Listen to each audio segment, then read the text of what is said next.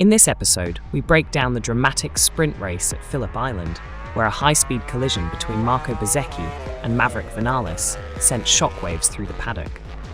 We explore both riders' perspectives, the aftermath for those caught in the wreckage, and the FIM Stewards' decision on the penalty.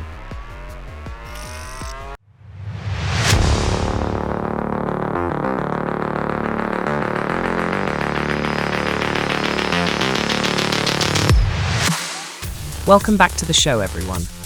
I'm Jack, your host for another episode of Revin.co, where we dive deep into the latest news on MotoGP. Whether you're on your morning ride or kicking back at home, we've got you covered with everything happening on and off the track. Make sure to like this video and subscribe to stay updated with all the latest MotoGP news. Let's jump right into it.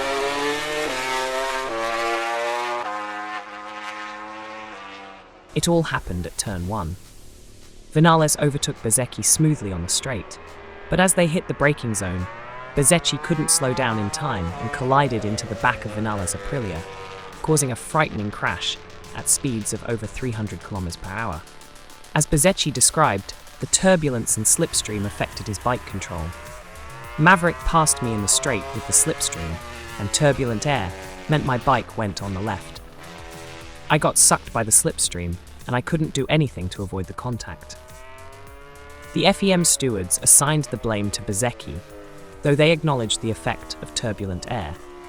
They determined that Bezzecchi's braking was too late and, combined with a change in direction, made the crash inevitable.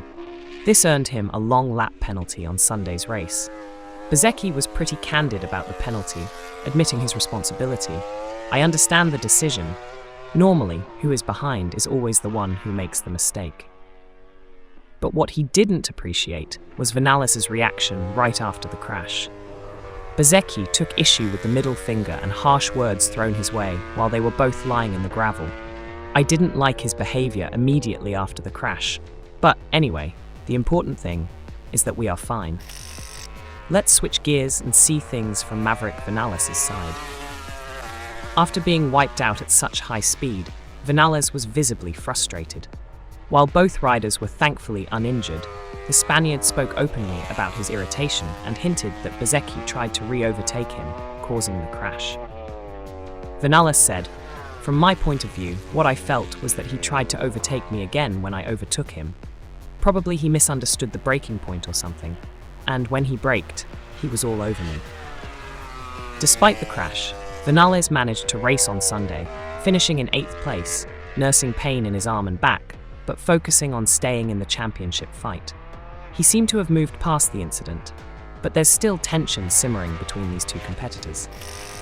While the focus was understandably on Bezzecchi and Vinales, there were other riders who felt the repercussions of this crash.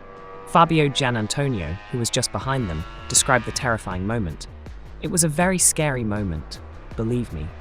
Because when you arrive there at 350 km/h and see two bikes in front of you exploding, literally, it's scary." Another rider, Lorenzo Savadori, who was struck by debris, emphasized how dangerous the situation was.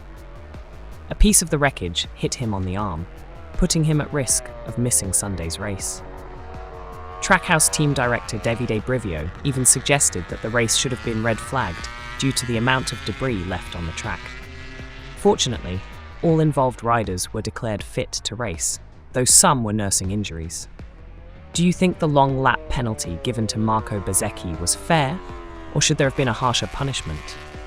How do you feel about Vinales' reaction immediately after the crash?